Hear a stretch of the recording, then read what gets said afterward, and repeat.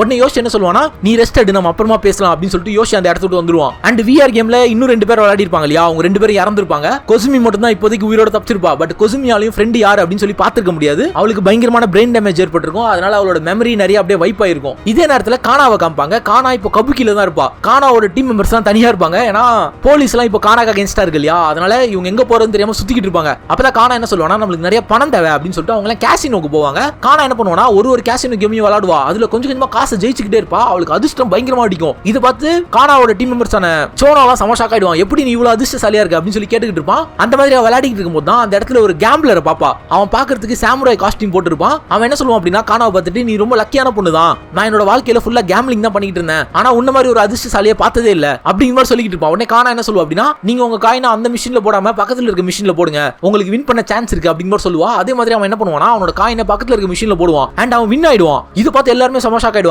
எல்லாருமே என்ன சொல்லுவாங்கன்னா, கானா உன்னால ஃபியூச்சர்லாம் ப்ரெடிக்ட் பண்ண முடியுமா அப்படின்னு சொல்லி கேட்டுக்கிட்டு இருப்பாங்க. பட் கானா என்ன சொல்லுவா அப்படின்னா, நம்மளுக்கு இன்னும் நிறைய காசு தேவை, இந்த மாதிரி சின்ன சின்ன கேம்ஸ் எல்லாம் விளையாடி நம்மளால காசு சம்பாதிக்க முடியாது, நம்மளுக்கு பெரிய அமௌண்ட் தேவை, நம்மளுக்கு மில்லியன் கணக்கில் பணம் தேவை அப்படிங்கிற மாதிரி சொல்லுவா. அப்புறம் அந்த சாமுராய் ட்ரெஸ் போட்டு கேம்ல இருப்பான், அவன் என்ன சொல்லுவானா, அப்ப நீ ராபிட் தான் விளையாடணும், அந்த கேம்ல தான் அதிகமா பணத்தை ஜெயிக்க முடியும், ஆனா அந்த கேம்ல ஜெயிக்கிறதுக்கான சான்ஸ் 1% கம்மி, அந்த ரூம்ல மாஃபியா மெம்பர்ஸ் எல்லாம் சேர்ந்து அந்த கேம் விளையாடிக்கிட்டு இருக்காங்க, நீ போய் ஜெயிச்ச அப்படின்னா கண்டிப்பா நிறைய காசு சம்பாதிக்கலாம் அப்படிங்கிற மாதிரி அவன் சொல்லுவான். உடனே கானா என்ன சொல்லுவானா, சரி அந்த கேமை பத்தி எனக்கு சொல்லி கொடுங்க அப்படின்னு சொல்லிட்டு அந்த கேமை பத்தி எல்லாத்தையுமே கத்துக்கிறா. சோ இது வந்து ஒரு கார்டு கேம் தான், லைக் எப்படின்னா போக்கர் மாதிரி தான். அந்த மாதிரி கேமோட எல்லா ரூல்ஸையும் கத்துக்கிட்டதுக்கு அப்புறமா கானா என்ன பண்றானா, அந்த ரூமுக்கு போயிட்டு நானும் இந்த கேம்ல ஜாயின் பண்றேன் அப்படின்னு சொல்லுவா. பட் எல்லாருமே கலாய்ப்பாங்க, உன்ன மாதிரி ஒரு சின்ன பொண்ணு எப்படி விளையாட முடியும் அப்படின்னு சொல்லிட்டு இருப்பாங்க. பட் கானா என்ன சொல்லுவானா, எனக்கு எல்லா ரூல்ஸும் தெரியும், நானும் ஜெயிப்பேன் அப்படிங்கிற மாதிரி சொல்லிட்டு அவளும் கேம் விளையாட ஆரம்பிச்சிருவா. அண்ட் இவங்க ஆல்ரெடி கேசினோல சின்ன சின்ன கேம்ஸ் எல்லாம் விளையாடி கிட்டத்தட்ட 50,000 எண்ணு வச்சிருப்பாங்க. அதை ஃபர்ஸ்ட் பந்தயமா கட்டி கானா கேம்ல ஜாயின் ஆவறா. கேம் ஆரம்பிச்சோன்னே ஃபர்ஸ்ட் ரவுண்ட்ல கானா வின் பண்ணிடுவா. இத பார்த்து எல்லாரும் சமோஷாக் ஆயிடுவாங்க. கானாக்கு 3 மடங்கு அவ என்ன காசு கொடுத்தாலும் அது ரிட்டர்ன் வந்துரும். அண்ட் இந்த கேம்ல 10ல இருந்து 100 மடங்கு அதிகமான காசு ஜெயிக்கலாம்.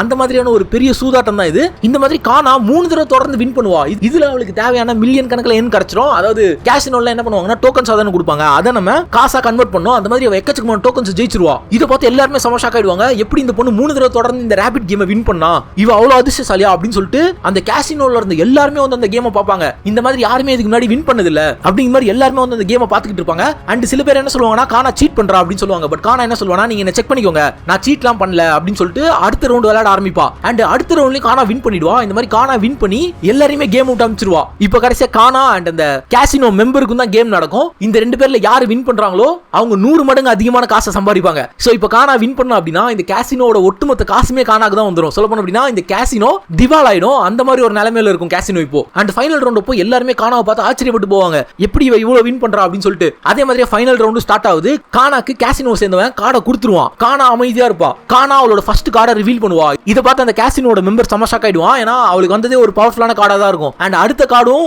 இதே மாதிரி ஒரு பவர்ஃபுல்லான கார்டா இருந்துச்சுன்னா கண்டிப்பா கானா வின் ஆயிடுவா. அண்ட் இந்த கேசினோ திவால் ஆயிடும். அதனால அந்த கேசினோட மெம்பர் என்ன பண்ணுவான் அப்படின்னா, பயந்து அவன் கன்னை வெளியே எடுத்துருவான். வெளியே எடுத்துட்டு நான் உன்னை ஜெயிக்க விட மாட்டேன் அப்படின்னு சொல்லிட்டு கானாவை பயமுடுத்துவான். அப்பதான் கானாவோட டீம்ல இந்த சாமுராய் ட்ரெஸ் போட்ட கேம்பிளர் ஒருத்தன் ஜாயின் பண்ணிருப்பான். அவன் என்ன பண்ணுவானா, அவனோட கத்தி எடுத்து இந்த கேசினோ மெம்பர் கழுத்துல வச்சு என்ன சொல்லுவானா, கேம் முடிஞ்சிருச்சு, நீ கன் எடுத்துட்ட, இந்த ராபிட் கேம்ல யார் ஃபர்ஸ்ட் கன் எடுக்கறாங்களோ அவங்க தோத்துட்டாங்கன்னு அர்த்தம், சோ நீ இப்போ தோத்துட்ட, எல்லா காசுமே கானாக்கு தான் அப்படின்னு அவன் சொல்லுவான். இத கேட்டோன்னே எல்லாருமே சம சந்தோஷப்படுவாங்க, இந்த பொண்ணு வின் பண்ணிட்டாளே அப்படின்னு சொல்லிட்டு. அந்த கேசினோல இருந்து எல்லாருமே சம சந்தோஷப்படுவாங்க கானாக்காக. அப்பதான் கானா அங்க இருந்து எல்லாரையுமே பார்த்து என்ன சொல்லுவா அப்படின்னா, எனக்கு இந்த காசு தேவையில்லை, நீங்க எடுத்துக்கோங்க அப்படின்னு சொல்லுவா. எல்லாருமே சம சந்தோஷத்தோட என்ன பண்ணுவாங்கன்னா அந்த டோக்கன் எல்லாம் எடுக்க போவாங்க. பட் கானா என்ன சொல்லுவா அப்படின்னா, அதுக்கு முன்னாடி ஒரு கண்டிஷன் இருக்கு அப்படின்னு சொல்லுவா. பட் அதை யாருமே கேட்க மாட்டாங்க. அவங்க என்ன பண்ணுவாங்கன்னா, எங்களுக்கு காசு தான் முக்கியம் அப்படின்னு சொல்லிட்டு அங்க இருக்க டோக்கன்ஸ் எல்லாம் எடுக்கிறதுக்காக எல்லாரும் போட்டி போட்டுக்கிட்டு இருப்பாங்க. கானா என்ன சொல்லுவா அப்படின்னா, நான் இதோட அதிகமான காசு உங்களுக்கு தரேன், ஆனா நீங்க எல்லாரும் நாளைக்கு காலையில நம்ம ஊர் பக்கத்துல இருக்க பிரிட்ஜ் கிட்ட வரணும், நீங்க மட்டும் அப்படி வந்தீங்கன்னா நான் இங்க உங்களுக்கு கொடுத்த காசோட அதிகமா கொடுக்குறேன் அப்படிங்கிற மாதிரி கானா சொல்லுவா. பட் யாருமே அதை கேட்க மாட்டாங்க. எல்லாருமே அந்த டோக்கன்ஸ் எடுக்கிறதுல தான் ரொம்ப ஆர்வமா இருப்பாங்க. எல்லாருமே சண்டை போட்டு அந்த டோக்கன் எடுத்துக்கிட்டு இருப்பாங்க. அண்ட் இந்த மாதிரி அந்த கேசினோக்குள்ள கலவரம் நடந்துகிட்டு இருக்கும். ஏன்னா டோக்கன் எடுக்கிறதுக்காக எல்லாருமே சண்டை போட்டுக்கிட்டு இருப்பாங்க. கானாவோட டீம் மெம்பர்ஸ் எல்லாம் என்ன பண்ணுவாங்க அப்படின்னா, இங்க இருந்தா நம்மளுக்கு ஆபத்து அப்படின்னு சொல்லிட்டு கானாவை கூட்டிட்டு அந்த கேசினோ விட்டு வெளியே வந்துருவாங்க. அப்படி போகும்போது கானாவோட டீம் மெம்பர்ஸ் எல்லாம் என்ன சொல்லிட்டு இருப்பாங்கன்னா, நம்ம கிட்ட இப்போ சுத்தமா காசு இல்ல, கொஞ்ச நேரத்துக்கு முன்னாடி தான் நம்ம மில்லியனர்ஸா இருந்தோம், இப்போ நம்ம பிச்சைக்காரங்க ஆயிட்டோம் அப்படின்னு பேசிக்கிட்டு இருப்பாங்க. ஈவன் அவங்களுக்கு காஃபி வாங்குறது கூட காசு இருக்காது. அண்ட் அன்னைக்கு நைட் கானாவோட டீம் மெம்பர்ஸ் என்ன பண்ணாங்கன்னா, அந்த பிரிட்ஜ் கிட்ட போய் வெயிட் பண்ணிட்டு இருப்பாங்க. காலையில நான் சொன்ன மாதிரி எல்லாரும் வராங்களா இல்லையா பார்க்கலாம் அப்படின்னு சொல்லிட்டு வெயிட் பண்ணிட்டு இருப்பாங்க. அப்பதான் அந்த சாமுராய் ட்ரெஸ் போட்ட கேம்பிளர் இருப்பான். அவன் என்ன சொல்லுவான் அப்படின்னா, நீ கேம்பிளர்ஸை நம்பவே கூடாது, அவங்க எல்லாரும் காசு தான் முக்கியம்னு நினைப்பாங்க, நீ அவங்களுக்கு தேவையான காசு கொடுத்துட்ட, இதுக்கப்புறமா அவங்க வரமாட்டாங்க, நீ அவங்கள நம்புறது வேஸ்ட், நீ கிளம்பி போ அப்படிங்கிற மாதிரி அவன் சொல்லிக்கிட்டு இருப்பான். பட் கானா என்ன சொல்லுவானா, ஒருத்தங்க கூட வரமாட்டான், எனக்கு நம்பிக்கை இருக்கு அப்படிங்கிற மாதிரி சொல்லிக்கிட்டு இருப்பா. அப்பதான் அந்த கேம்பிளர் கானாவோட கடைசி கார்டை எடுத்துட்டு வந்திருப்பான். அந்த கேம்ல கானா விளையாடி இருப்பாளியா, அப்ப அவளோட கடைசி கார்டு என்னன்னு சொல்லிட்டு யாருக்குமே தெரியாது. அதை எடுத்துட்டு வந்து என்ன சொல்லுவான் அப்படின்னா, கானா உன்னோட கடைசி கார்டு என்கிட்ட இருக்கு, இது என்ன கார்டு அப்படின்னு சொல்லிட்டு உனக்கு தெரியும்னு நினைக்கிறேன், இது என்னன்னு சொல்லு அப்படின்னு சொல்லி கேட்பான். அதே மாதிரியே கானா அந்த கார்டை கரெக்டா சொல்லிடுவா. அப்ப அந்த கேம்ப்ளர் என்ன சொல்லுவோம் அப்படின்னா, இந்த கார்டு வச்சு உன்னால கண்டிப்பா ஜெயிச்சிருக்க முடியாது, நீ ஜெயிச்ச காசு எல்லாத்தையுமே அந்த இடத்துல இழந்திருப்ப, ஆனா அதுக்குள்ள அந்த கேசினோட மெம்பர் கன் எடுத்து உன்னை ஆட்டோமேட்டிக்கா ஜெயிக்க வச்சிட்டான், இது என்னால அதிர்ஷ்டம் நம்ப முடியல, உனக்கு அதிர்ஷ்டத்துக்கு மேல ஏதோ ஒன்னு இருக்கு, உன்கிட்ட ஏதோ ஒரு எக்ஸ்ட்ரா டெரஸ்ட்ரியல் பவர் இருக்கு அப்படிங்கிற மாதிரி அவன் சொல்லிக்கிட்டு இருப்பான். கானா என்ன சொல்லுவா அப்படின்னா, இது சின்ன வயசுல இருந்து என்னால பண்ண முடியும், என்னால ஸ்பூனை பெண்ட் பண்ண முடியும், அண்ட் என் முன்னாடி என்ன கார்டு வச்சாலும் அது என்ன கார்டு அப்படின்னு சொல்லிட்டு என்னால கண்டுபிடிக்க முடியும், இதெல்லாம் என்னால சின்ன வயசுல இருந்தே பண்ண முடியும், ஆனா இதை வச்சு என்னோட அங்கிள் கூட என்னால காப்பாற்ற முடியல அப்படின்னு சொல்லிட்டு கானா வருத்தப்பட்டுக்கிட்டு இருப்பா. அப்பதான் சோனா என்ன சொல்லுவா அப்படின்னா, எனக்கு காஃபி வேணும் அப்படின்னு சொல்லுவான். இந்த டிரான்ஸ்ஜெண்டர் இவங்களோட டீம்ல இருப்பாள், அவன் என்ன பண்ணுவானா, இவங்க எல்லாரும் அந்த பிரிட்ஜில் நின்னுக்கிட்டு இருப்பாங்க, அது பக்கத்துல ஒருத்தன் குடிச்சு விழுந்து கிடப்பான், அவனோட காசு எடுத்து இவங்க காஃபி வாங்கி குடிச்சிட்டு இருப்பாங்க. அப்பதான் திடீர்னு அவன் கண் விழிப்பான். கண் விழிச்சு என்ன சொல்லுவான் அப்படின்னா, கானா என்ன மன்னிச்சிரு, நான் லேட்டா வந்துட்டேன் அப்படின்னு சொல்லுவா. இது கேட்டோன்னு யாருக்கு ஒன்றும் புரியாது. எல்லாருமே என்ன கேட்பாங்கன்னா, நீ யாரு அப்படின்னு சொல்லி கேட்பாங்க. அப்புறம் அவன் என்ன சொல்லுவானா, நீ தானே நேத்து கேசினோல எல்லாருக்கும் காசு கொடுத்த, இன்னைக்கு காலையில எல்லாரும் இந்த பிரிட்ஜுக்கு வர சொன்னது நீ தானே, அதனால தான் நான் வந்தேன், நான் காலையில வரதுக்கு லேட் ஆயிடுன்னு தெரிஞ்சுதான் இந்த இடத்துல நைட்டே வந்து படுத்திருந்தேன் அப்படிங்கிற மாதிரி அவன் சொல்லுவான். உடனே கானா என்ன சொல்லுவா அப்படின்னா, நீங்க மட்டும் தான் வந்திருக்கீங்க, மத்த யாருமே வரல, எனக்கு நிறைய பேர் தேவை அப்படிங்கிற மாதிரி சொல்லிட்டு இருப்பா. உடனே அவன் என்ன சொல்லுவான் அப்படின்னா, நாங்களாம் மாஃபியா மெம்பர்ஸ் தான், நாங்க யாருக்குமே கருணை காட்ட மாட்டோம், நாங்க கெட்டவங்க தான், ஆனா ஒருத்தங்க கிட்ட காசு வாங்கிட்டோம் அப்படின்னா அவங்க சொல்றதை நாங்க செய்வோம், அந்த அளவுக்கு நேர்மையானவங்க, எல்லாரும் கண்டிப்பா வருவாங்க அப்படின்னு சொல்லிட்டு அவன் சொல்லுவான். அதே மாதிரி கானா திரும்பி பாப்பா, பார்த்தா எக்கச்சக்கமான மாஃபியா மெம்பர்ஸ் கானாவை தேடி வந்திருப்பாங்க. இதை பார்த்து கானாவோட டீம்ல செம ஷாக்ல இருப்பாங்க. நூத்துக்கணக்கான மாஃபியா மெம்பர்ஸ் கானாவை தேடி வந்திருப்பாங்க. அண்ட் வந்தது தாய் மாஃபியா அண்ட் சைனீஸ் மாஃபியா, இவங்க மட்டும் கிடையாது, ஜப்பான்ல அந்த இடத்துல நிறைய ஹோம்லெஸ் பீப்புள்லாம் இருப்பாங்க இல்லையா, அவங்களும் வந்திருப்பாங்க. ஏன்னா கானா இந்த மாதிரி கேசினோல செஞ்ச விஷயம் எல்லாருக்குமே தெரிஞ்சிருக்கும், அந்த ஊர்ல நிறைய பேர்கிட்ட காசு இருந்திருக்காது இல்லையா, அதனால கானா நம்மளுக்கு நிறைய காசு தருவா அப்படின்னு சொல்லிட்டு ஹோம்லெஸ் பீப்புள், தாய் mafia members and Chinese mafia members எல்லாருமே கானாவை தேடி அந்த பிரிட்ஜ் கிட்ட வந்திருப்பாங்க. அதுக்கப்புறமா கானா என்ன பண்றா அப்படின்னா, கபுகில இருக்க சர்ச்சுக்கு போறா. அந்த சர்ச்சுக்கு போயிட்டு சர்ச்சோட ஃபாதர் கிட்ட பேச ட்ரை பண்ணிட்டு இருப்பா. அண்ட் கானாவை ஃபாலோ பண்ணிட்டு வந்து எல்லாருமே அந்த சர்ச்சுக்கு வந்துடுறாங்க.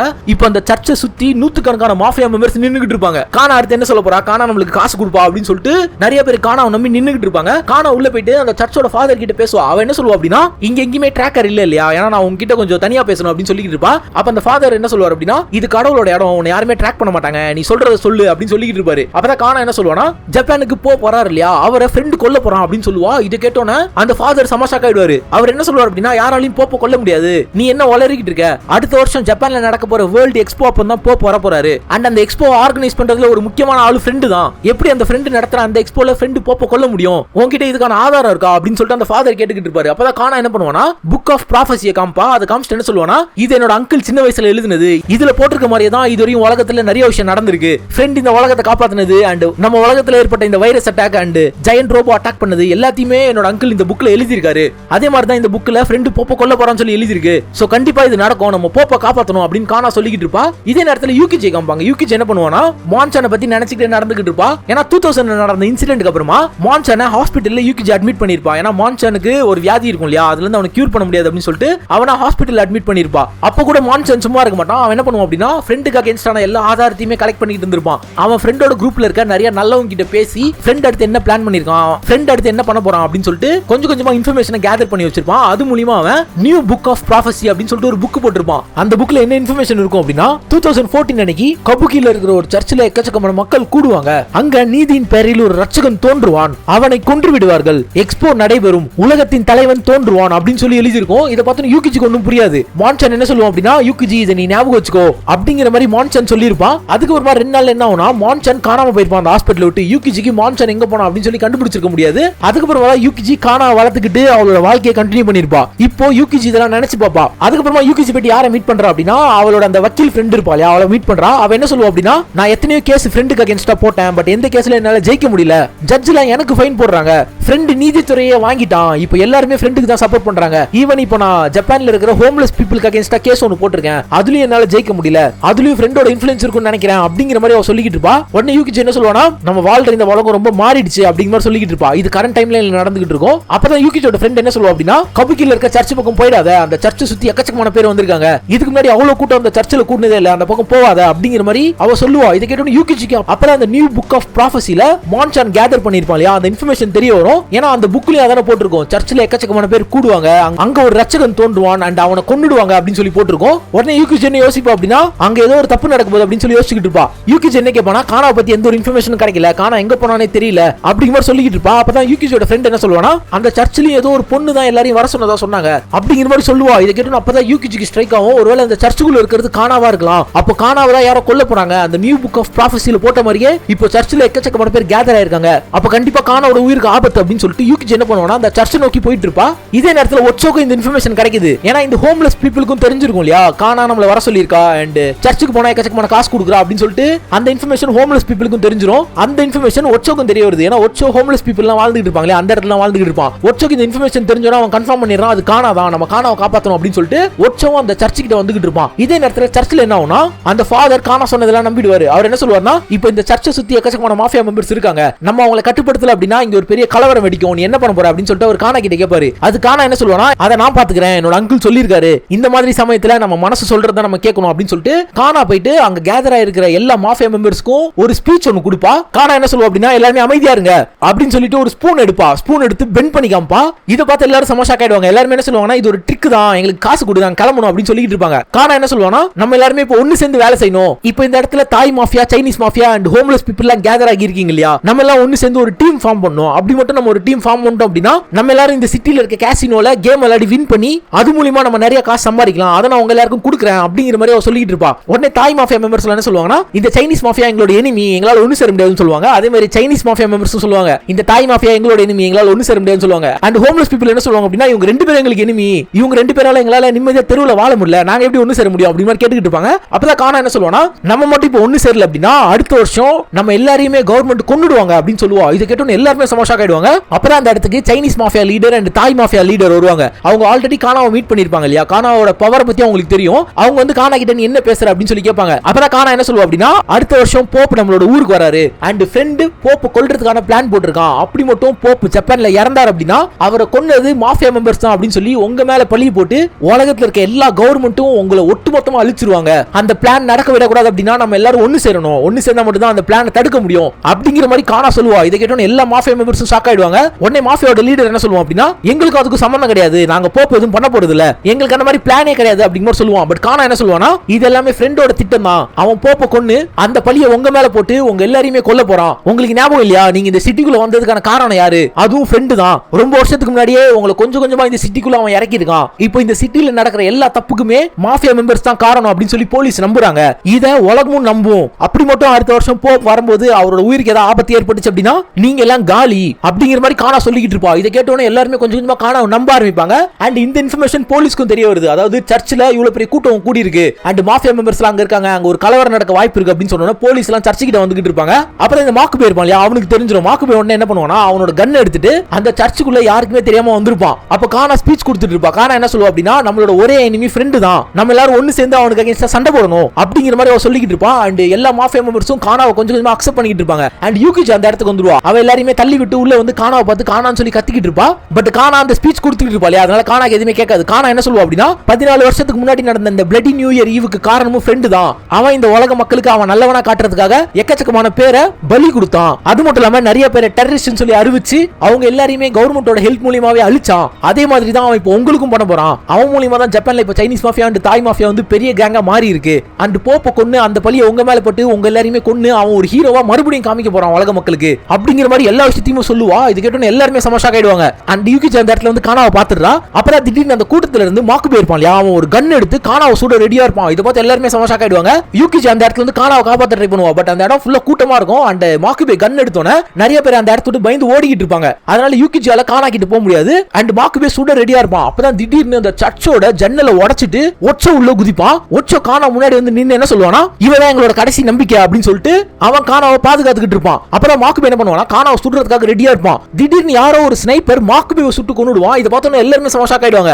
இவனை யாரு கொன்னது அப்படின்னு சொல்லி எல்லாம் யோசிச்சுக்கிட்டு இருப்பாங்க. அண்ட் யூகிச்சியும் கானாவை ஒச்சோவை பார்த்து ரொம்ப சந்தோஷப்படுவாங்க. அப்புறம் ஒச்சோ என்ன பண்ணுவானா மாக்கு கிட்ட போவான். பட் மாக்கு என்ன சொல்லுவான் அப்படின்னா எனக்கு தெரியும் நீதியின் பேரில் ஒரு ரட்சகன் தோன்றுவான், அவனை கொன்று விடுவார்கள், அது நான் தான் அப்படின்னு சொல்லிட்டு அவன் சிரிச்சுட்டே இறந்து போவான். இதை கேட்டு ஒச்சோ ஒன்னும் புரியாது. அவன் என்ன பண்ணுவான் அப்படின்னா மாக்குபேயோட ஷாட் கன் எடுத்துட்டு யாரு மாக்குபே சுட்டது அப்படின்னு சொல்லி தேடிக்கிட்டு இருப்பான். அப்படி அவன் வெளியே போகும்போது யூகிச்சி கிட்ட என்ன சொல்லுவான் அப்படின்னா கானாவை பாத்துக்கோ அப்படின்னு சொல்லிட்டு அவன் அந்த சர்ச்சை விட்டு வெளியே போய் ஸ்னைப்பர் எங்க இருந்து சுட்டான் அப்படின்னு சொல்லிட்டு ஆப்போசிட் பில்டிங்கை தேடிக்கிட்டு இருப்பான். அதே மாதிரி ஆப்போசிட் பில்டிங் மேல ஒருத்தர் நின்னுகிட்டு இருப்பான். ஒச்சோ என்ன பண்ணுவானா அந்த பில்டிங் மேல ஏறி போய் பார்ப்பான். பார்த்தா அந்த பில்டிங்ல மாக்குன் இருப்பான். அண்ட் ஆல்ரெடி மாக்குன் பத்தி நமக்கு தெரியும். மாக்குன் ஒச்சோ கிட்ட சொல்லிட்டு தான் வந்திருப்பான் ஜெயில இருந்து நான் ஒருத்தனை கொல்ல போறேன் அப்படின்னு சொல்லிட்டு. அது கானான்னு ஒச்சோ நினைச்சிட்டு இருப்பான். பட் மாக்குன் இங்க கொன்னது வேற ஒரு போலீஸா, அதாவது மாக்குபே அப்படிங்கிற அந்த போலீஸ மாக்குன் அவனோட கையில புக் ஆஃப் ப்ராஃபஸி வச்சிருப்பான். அதை படிச்சுட்டு என்ன சொல்லுவான் அப்படின்னா இந்த புக் ஆஃப் ப்ராஃபஸில போட்ட மாதிரியே நான் அவனை கொன்னுட்டேன், ஆனா இந்த புக்ல இன்னொன்னு எழுதி இருக்கு அது எனக்கு புரியல, புனித தாய் காட்சி அளிப்பாள், அவர் இவ்வுலகத்துக்கு சொர்க்கத்தை கொண்டு வருவாரா இல்லை நரகத்தை கொண்டு வருவாரா அப்படின்னு சொல்லிட்டு அவன் படிப்பான். இதை கேட்டோன்னே ஒச்சோக்கு ஒன்றும் புரியாது. அண்ட் மாக்குன் என்ன சொல்லுவான் அப்படின்னா, என்னால இது டீகோடே பண்ண முடியல, இந்த ஹோலி மதர் யாரா இருக்கும் அப்படின்னு சொல்லிட்டு மாக்குன் கேட்பான். அண்ட் ஒச்சோக்கு ஒன்றும் புரியாது, இவன் கையில எப்படி புக் ஆஃப் ப்ராஃபசி வந்துச்சு அப்படின்னு சொல்லிட்டு ஒச்சோ யோசிச்சுட்டு இருப்பான். அப்பதான் மாக்குன் என்ன சொல்லுவானா, எனக்கு புரிஞ்சிடுச்சு, ஃப்ரெண்டோட ஒய்ஃப் தான் ஹோலி மதர், அதாவது கானாவோட அம்மா தான். சோ கானாவோட அம்மா வரப்போறா அப்படின்னு சொல்லிட்டு அவன் ஒரு ஹெலிகாப்டர் மூலமா எஸ்கேப் ஆயிடுவான். அண்ட் ஒச்சோ அவனை பிடிக்க ட்ரை பண்ணுவான். பட் அவன் அதுக்குள்ள எஸ்கேப் ஆயிடுவான். அண்ட் ஒச்சோ இந்த இன்ஃபர்மேஷனை கேட்டு செம ஷாக் ஆயிடுவான். புனித தாய் காட்சி அளிப்பார்கள், அவர் இந்த உலகத்திற்கு சொர்க்கத்தை கொண்டு வருவாரா இல்லை நரகத்தை கொண்டு வருவாரா அப்படின்னு சொல்லிட்டு அதை யோசிச்சு பார்த்து ஒச்சோ என்ன டிசைட் பண்றான் அப்படின்னா, அப்போ கெஞ்சியோட அக்கா வரப்போறாங்க, அதாவது கானாவோட அம்மா மறுபடியும் வரப்போறாங்க, அவங்க வரும்போது இந்த உலகத்துக்கு ஏதோ ஒரு பயங்கரமான விஷயம் நடக்க போகுது அப்படின்னு சொல்லிட்டு ஒச்சோக்கு புரிய வரும். அண்ட் இதோட சாப்டர் 98 முடியுது. இன்னும் ஒரு 120 சாப்டர் தான், அதுக்கப்புறம் இந்த மாங்கா முடிஞ்சிடும். அண்ட் ஸ்டோரி எப்படி போயிட்டு இருக்கு அப்படின்னு சொல்லிட்டு கமெண்ட் பண்ணுங்க. இந்த ரெக்கார்டிங் கிட்டத்தட்ட 1.5 மணி நேரத்துக்கு மேல போயிருக்கு. சோ மேபி லென்த்தான வீடியோ தான் வந்திருக்கும்னு நினைக்கிறேன். அண்ட் அடுத்த வீடியோ நான் இதே மாதிரி லென்த்தா ரெக்கார்ட் பண்ணிட்டு போடுறேன். ஏன்னா சின்ன சின்ன சாப்டர்ஸா எக்ஸ்பிளைன் பண்றது எனக்கே பிடிக்கல. இந்த மாதிரி ஒரு ஃபுல் ஆர்க்கா எக்ஸ்பிளைன் பண்ணும்போது தான் ஸ்டோரியை ஈஸியா எக்ஸ்பிளைன் பண்ண முடியும். அண்ட் நிறைய பேருக்கு தெரியும் என்னோட ஸ்டைலும் அதான். அதனால தான் மறுபடியும் இந்த மாங்கா படிச்சு ஸ்கிரிப்ட் எழுத ரொம்ப டைம் எடுக்குது. சோ சீக்கிரமா அடுத்த சாப்டர்ஸ் எல்லாம் போட்டு ட்ரை பண்றேன். தேங்க்ஸ் ஃபார் வாட்சிங். Subscribe to Chennai geeks. Piece.